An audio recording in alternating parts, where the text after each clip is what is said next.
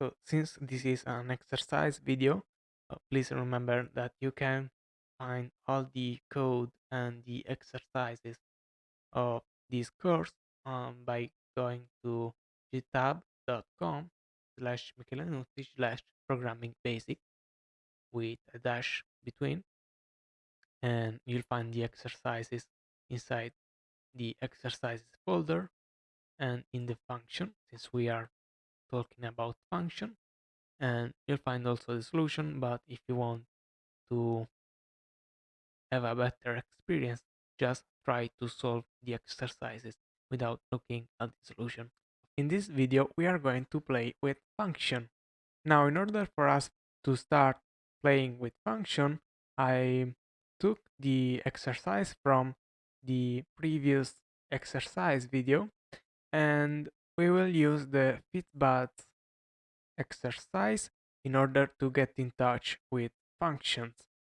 In particular, I'll ask you to modify the code so that if you notice some code that is repeated, then that code is into a function, and you call that function each time that code is repeated.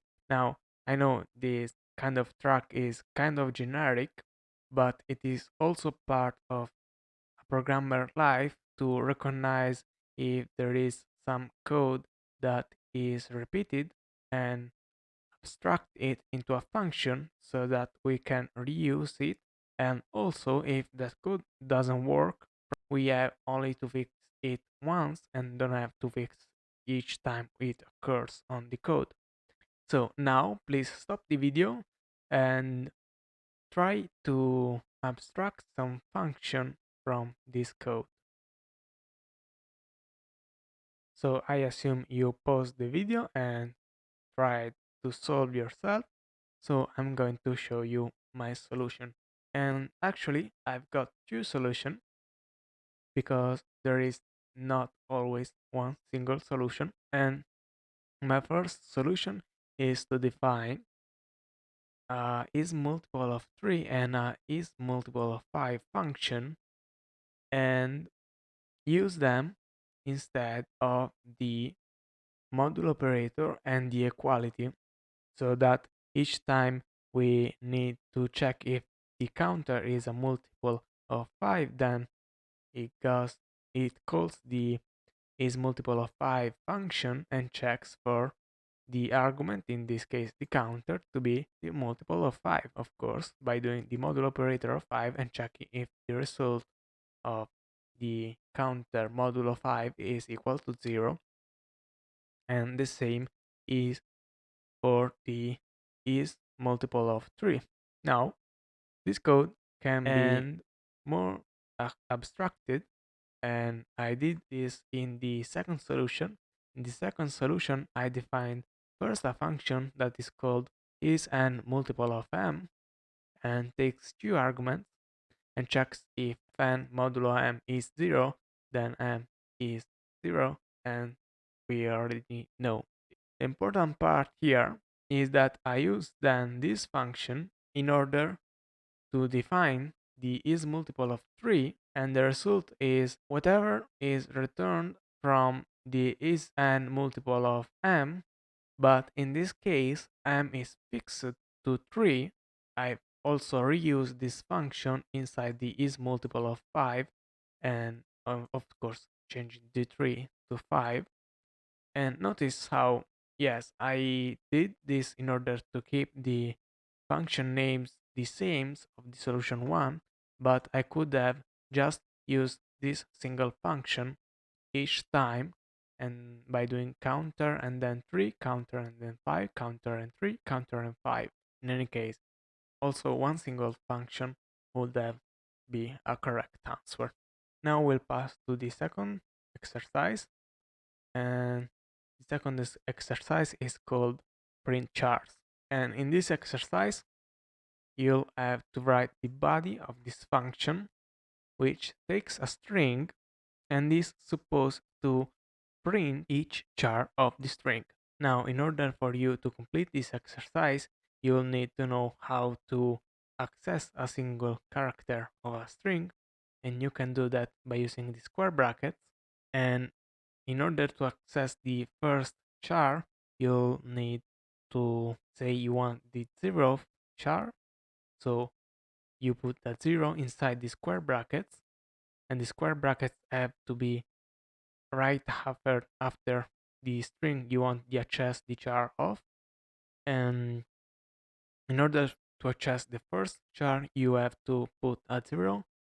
In order to access the second char, you have to put a 1. And actually, I can show you this in Node. If I type hello as a string and then follow it by the square bracket and a 0, I get only the H. And then the 1 gives me an E. The 2 gives me an L. And if I put a 5, I get undefined, since the string only has 5 chars. But if I wanted the last one, I had to put 5 minus 1, so I had to put the 4, and that actually is the 5th char. And then if I put here the 5, is like I wanted to access a 6th char, but there is no 6, so I get an undefined back. Another important thing that you may want to know is how long the string is, and you can do that by typing. First, you have to have a string, and then by doing dot length, and this will return a number, and of course this number will be the length of the string. So in this case, the string has inside 22 chars. And remember that if you try to access the last char, you don't have to put the length of the string itself, but you should put the length minus 1, and you get, of course, the last char. So now please try to solve the exercise and pause the video. So assuming you have paused the video, I'll go showing my solution. And my solution is a simple for loop that goes from 0 to whatever the length of the string is. And for each time the loop is executed, it prints the char starting from 0. So we know that 0 is the first char up until the last one.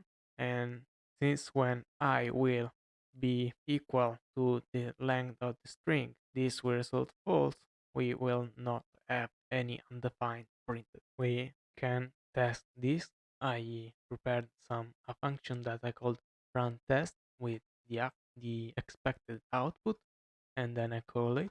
So if we now launch the program, we see that the solution works. And now we can go to the next exercise. And for the next exercise, I want you to re-implement the previous exercise, but without using any loop. And this can be done by recursion. And in this case, you may want to know that you can get the end of the string apart from the first char by doing the string and then dot slice 1, and you'll get then the remaining part. I can of course show you this in Node, and we'll see that by doing hello dot slice 1, we get hello without the H. And now you should have everything you need in order to try implementing the recursive equivalent of printChars. So now please pause the video and try to resolve the exercise yourself.